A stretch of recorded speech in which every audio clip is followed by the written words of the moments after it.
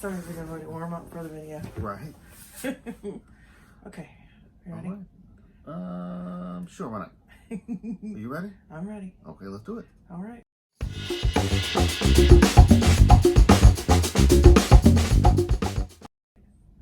Hey guys, Amanda and Honey Bunny. from Self-Spin Travel, and we are on board the Carnival Magic right now, and we thought we'd take this opportunity to come and give you kind of a pros and cons list of cruising during COVID, since this is our first cruise back since they've started cruising again. And also, we have pulled into Amber Cove in Dominican Republic today, and we have been denied entrance. So here we are. We got time to kill. Time to kill. So let's kill some time. So we're going to do pros and cons for you of what we've experienced so far. And we're fairly experienced cruisers, so we kind of have an idea of what it compares to.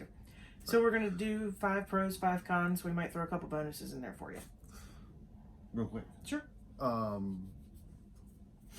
This is cruising coming back, and we knew that this would be what's the word I'm looking for? There would be some things that wouldn't be the same, or that could tentatively change at the last minute. Right. I'm talking about getting denied into Amber Cove. We knew that that was a possibility. Yeah. We also are scheduled to go to Bimini in 2 days. Mm-hmm. Again, with everything going on in the Bahamas, again, we knew that it's a possibility that we'll be denied there. So we're bummed that we were denied, but you know, at least we're on a cruise. Right. And that would start us off with pro number 1. We're cruising. We're cruising. We're so happy to be on a ship. We have missed it so much. And during quarantine last year and just everything going on with COVID, I would just go nuts and say to Brad, you know what? I'm going to book us a cruise. I'm going to look at cruises right now. I'm going to book a cruise. Honey, do you care if I book a cruise? Because I'm going to book a cruise. And that's pretty much what happened. And we've had 3 get canceled before this one. So here we are. So that's our first pro, is we're cruising. We're actually able to cruise. We're so grateful that we're able to cruise and that the ships are actually going again. Right. Which leads us to con number 1, which is we were denied entry to the port. Yep. I mean, denied entrance. It is what it is. Like I said before, it was a possibility that we were going to be denied. Ooh. We're bummed, but we get it. It's a risk that you take cruising now. Right. So it is what it is. But that's just something that you should be aware of and know if you have a cruise coming up, that it's a good possibility that could happen to you as well. All and right. For instance, Mardi Gras is parked next to us. They're important. You're parked next to us. They're important, and they're at the they're right next to us, and they were allowed to get off the ship. So it's a ship by ship basis. It's not all ships, just us for whatever reason. Right. So that's pro number 1, con number 1. Go ahead. You want to hit pro number 2? Not having many activities have been affected on board. All we can see is the top of your head. Oh, my bad. Whoopsie. Sorry. Having to wear the mask everywhere, and even when you're vaccinated. Yeah, that's a and tested negative. Con. One of our cons, but a pro to that is not a lot of the activities that we've been doing on board have been affected by that. It's just a personal preference, I guess, if you will. And let's be honest, the masks get hot after a while. So, and if you're not in your cabin and you're out and about on the ship and you have to wear a mask everywhere, the best thing that I can suggest to you is just eat a lot. And who doesn't eat and drink a lot? Ship? Oh, we have an announcement. Well, a very good afternoon, Carnival Magic. This is Gary, your cruise director here. Now, currently, folks, we are still working with the Dominican Republic authorities and pushing them for an update for you, but they are currently holding off allowing anyone ashore here in Amber Cove. But as soon as we have any information for you whatsoever, we will absolutely pass it on as soon as we can. Now, of course, this situation wasn't planned, and I do completely understand the disappointment that this this is causing, but we also want to turn the situation around as best as we can. So with that being said, we are going to be adding in additional entertainment and activities for today that I would like to tell you about. From 2 p.m. you can join the fun. We'll see you all out and about and around the ship, and if any updates come through, we will be sure to pass them along right away. Thank you very much for your attention, and bye-bye for now. Bye-bye for now. Thanks, Gary. So, back to the mask. If you eat a lot, you don't have to have your mask on if you're constantly eating or drinking. Not promoting alcohol, but certainly have some adult beverages. But you can just drink a Pepsi and you don't have to have your mask on. And it just gives you a little break from it, because they do really just get hot after a while, especially on the ship where you're out in the sun a lot on the Lido deck or up on deck 11 or 12. So just something to think of. Just eat a lot. That's a pro and a con. Are you ready for the next pro? I am. All right, go ahead. So far since we've been on the ship, the staff has been absolutely amazing. Just amazing. They seem to be just as excited to be back as we are excited to be back.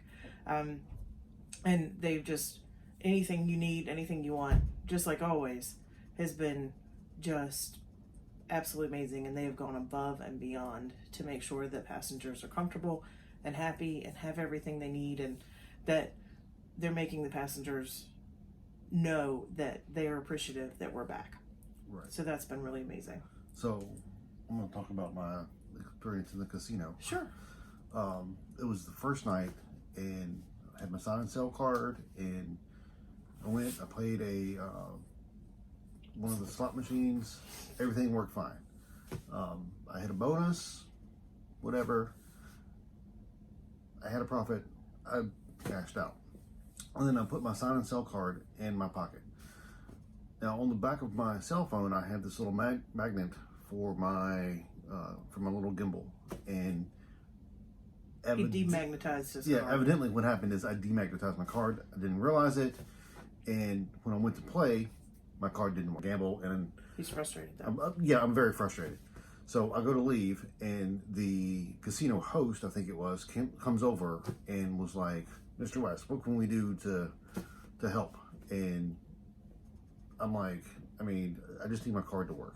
That's all I need, and I don't want to be going up and down 3-4 decks trying to get this thing to work, when it was working before.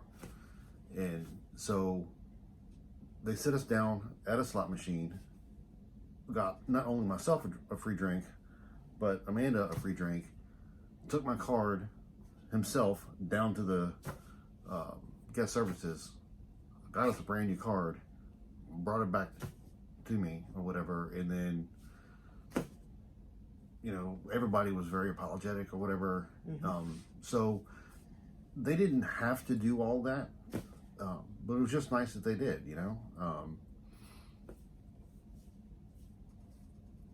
yeah, it's pretty cool. There you go. So, we haven't been going back and forth, have we?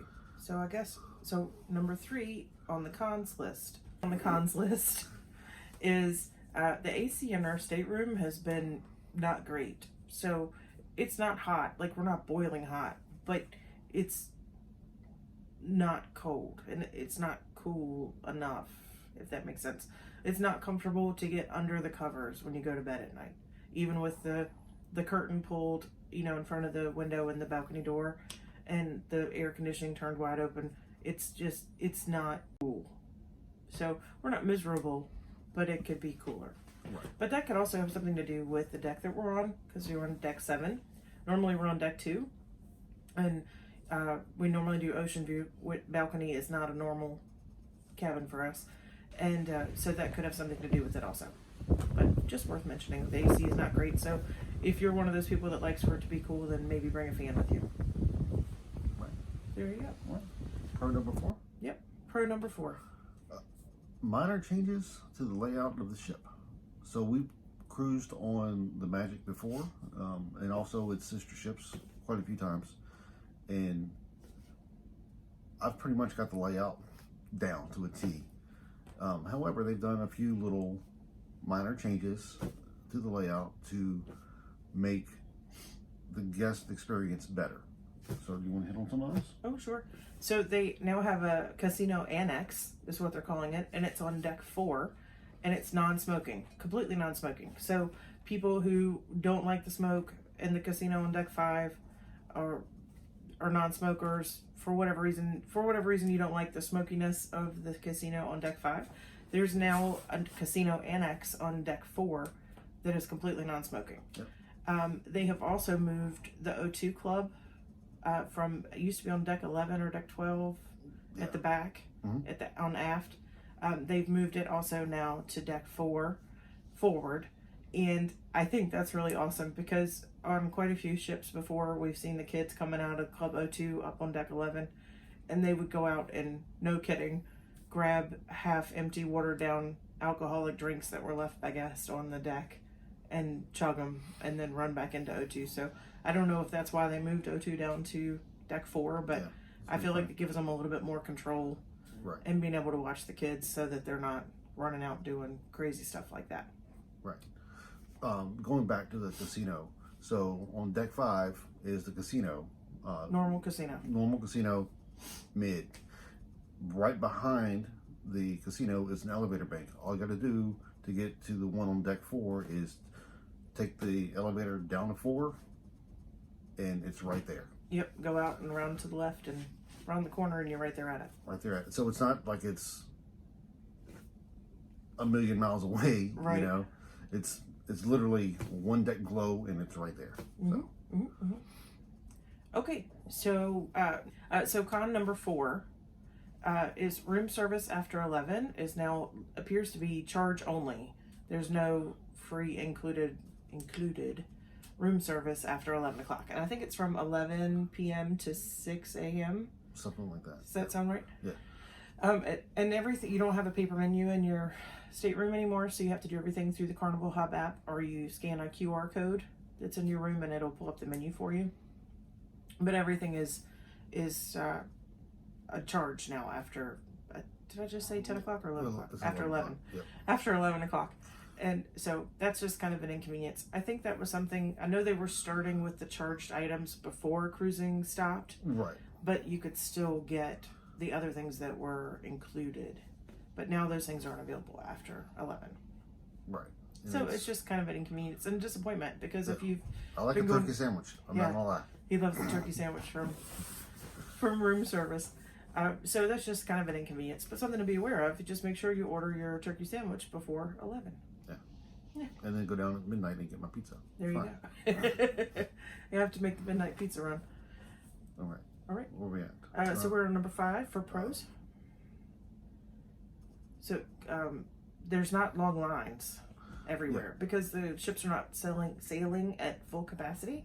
So the lines have not been long at all. Yeah. You don't have to wait. Yeah. The longest line I've seen was last night at the pizza. Again, it was like 11:30 or so when I went down.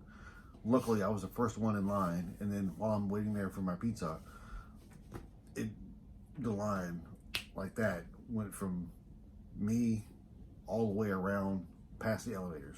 Mm-hmm. It did that the night before too. Crazy. But you know, I mean, It is what it is. It is what it is. Yep. And yeah, that was the longest line I've seen. Period. Normally, you see a long line at Blue Iguana and at Guy Burger, and the Guy Burger line, you've just walked right up, no kidding, and gotten your burger. So that's been really nice. Right. So that's definitely a pro. I mean, I know it's not great for the cruise lines to not sail at full capacity, but as a guest, it's really nice. Right. Really, really nice, especially on the bigger ships. Yep. And so then just kind of a little bonus pro is that you can really tell that the crew is taking a lot of pride in keeping the ship clean and making sure that they're following all the new regulations that are in place for them. They're just constantly cleaning everywhere, doing everything. I mean, to the extent that they did the little dining room dance last night, and one of the waiters actually performed and sang a song and got up on the little pedestal thing where they set their trays, where they normally dance in the middle of the dining room, got up and was singing and dancing up there on top of that. And as soon as he got down off that pedestal, there was another person there that was waiting and went over immediately, sanitized that whole area, sprayed it down. I mean, it was just like that, and they were on it. So they've really, really been going the extra mile to make sure that everything is clean and sanitized the way it's supposed to be for our safety and for theirs. Right. So I think that's pretty amazing. Yep. And we have one last con. This con, I will say up front that we get that we're in a global pandemic. And we struggled to come up with this con. Yeah, we did. We actually we struggled to come up with All of our cons. Yeah, all of our cons. But again, we get that we're in a global pandemic, and we get that the supply chain is messed up. Not only back home in the U.S., but everywhere. Completely get it. So it's not really a knock on anybody. It's just it is what it is. Yep. So go ahead. Oh, you want me to do it? I'll do it. The quality of the food in the main dining room, in my opinion, has gone down since pre-COVID. By that I mean it just doesn't taste the same. It doesn't look the same because of the ingredients that go in it, not because of the way it's prepared. Right.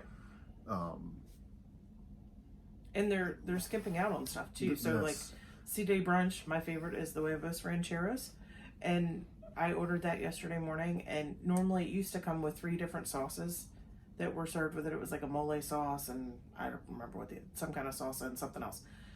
Those sauces were not even anywhere near the plate. Nothing. They weren't served with it. And then I asked about them, and then they said, "Oh, we'll go get them for you." And then they came back and they said, "Oh, I'm sorry, we don't have any of those. I can bring you some hot sauce, but we don't have any of the normal sauces that would go with it." So, just stuff like that. Right. And then at the beginning of your meal, when you first sit down, they would bring in a bread basket and sit at the table. I do remember our very last cruise before the pandemic, we had to ask for a bread basket. Mm-hmm. But now they won't even bring them. Even if you ask, they won't bring a bread basket to the table. But they'll serve you as much bread as you want, but you just have to keep asking for more bread. Right. So. And it's kind of a little bit of an inconvenience because I love bread. Yeah, we like the bread. So. But it's okay. I mean, it is what it is. It's just bread, Right. But it's just one of those things where it used to be, we got used to sitting down and having a bread basket. And, not a huge deal in the grand scheme of things, but just worth mentioning. Yep.